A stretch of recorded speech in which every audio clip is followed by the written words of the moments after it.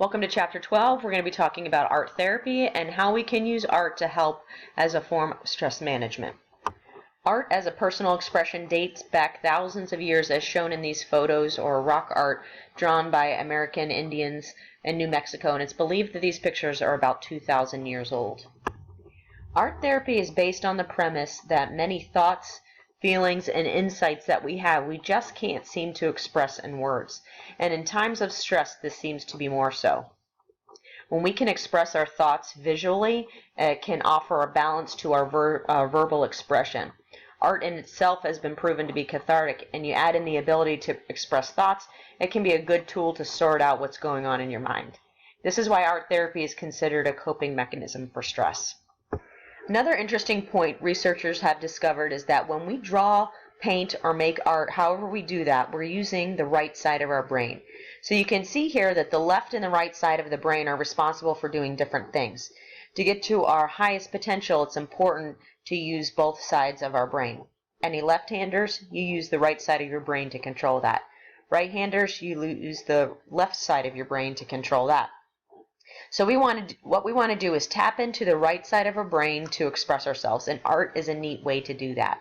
I've also heard that if you're having a hard time controlling your emotions, to sit down and do some math problems. It totally switches gears for you. Literally, you have to use the other side of your brain. I've actually done that before. I was about to give a presentation in front of a big group, almost 200 people, and I was scared. I could not seem to get a handle of my emotions. And I remembered this, and I sat down and I did some math problems, ones that would really require me to think, and it worked.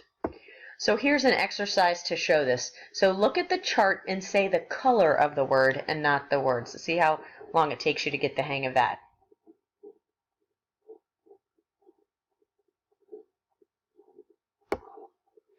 Again, verbal expression is not the only way to communicate our innermost thoughts. Art therapy suggests that with interpretation of drawings, it can help us to figure out our thoughts and feelings. This would be called nonverbal communication. So here with this tree, an art therapist would suggest that the full leafy tree with a broad trunk indicates a vibrant energy and a strong-willed nature, and a barren, skinny tree suggests frailty or lack of hope. Art therapy is used in the clinical setting to help veterans, people in prison, cancer patients. Veterans are not too quick to talk about their experiences, but it's been shown to be hugely successful to let them get out some of their emotions, to draw it. Children, this is a good one for children or cancer patients or those who have a limited vocabulary but still have feelings. They might not be able to put words into feelings, but they can draw or create art. After 9/11, teachers let the children draw their thoughts about the way they were feeling when the school started again. Sandy Hook, the same thing. Teachers around military bases use art therapy with children when there are military conflicts going on and their parents may be involved. Art therapy is useful for everyone. Often physical and emotional problems inhibit people to verbally express their feelings. In art therapy, there's also this thought that everything that you put on paper, every color you use, has some kind of message that you're trying to express. Now, there is another side of that. Edith Kramer, who developed art therapy in 1947, believed that more attention should be given to the creative, cathartic process than to the final project. If you're stressed about what you're going to find when you draw, then that might stress you out. That's not the point here. You want to enjoy the process of art, and if you realize something afterward, then great. If not, then great. Sometimes you know when you're mad and you draw mad. You don't need to draw to figure out that you're mad. It's just another way to express those thoughts. The word therapy does not equal needing help. Art therapy is supposed to be cathartic and reflective on how you feel. Doodling is now thought to be another form of art therapy. Often doodles are symbols of thoughts, feelings, or perceptions in visual form. To think, I was just scribbling, so I had to get something else to do for a second. Aggression, sometimes we express that in dark lines with arrows on them. Horizontal lines can sometimes show inner peace. Happiness may be expressed with soft, curvy lines. Men draw shapes more often, and women seem to draw faces more often. And some art therapists believe that regardless of gender or anything else, that colors symbolize certain meanings, and you can go through those now.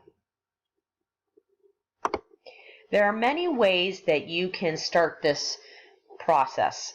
You can draw a picture of yourself or some aspect of yourself. You can draw two fantasy animals. You can close your eyes and draw a line, and then when you open up your eyes, see what you've drawn, and then make a picture and incorporate that line into the picture. You can draw a healing image. You can draw anything that comes to mind, a peaceful image, how you feel right now, or something that you've had a dream about. Draw the word anger. Draw the word fear, or just draw anything that you would like. Here's a healing image that somebody drew. They were having back pain or going in for surgery, and they drew a picture of like army men coming in to fix the problem. You can use anything when you're creating art. It doesn't have to be just paint or crayons.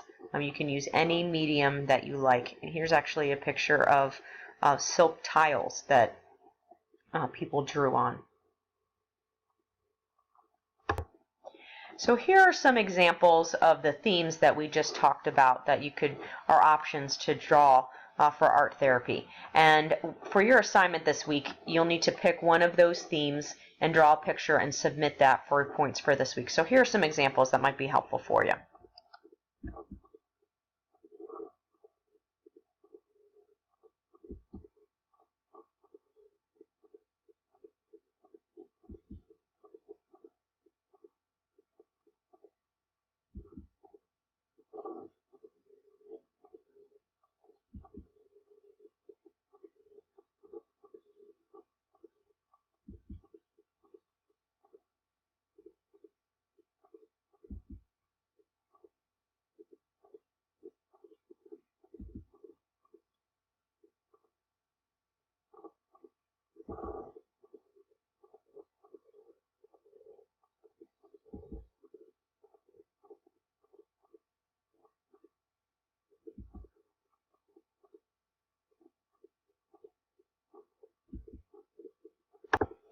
The most common response to art therapy is that I can't draw.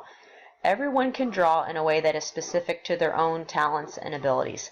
Some people don't want to draw because of embarrassment, but it doesn't matter. You can use stick figures, shapes, it doesn't matter. Art therapy is not competitive, and there is no right or wrong way about it.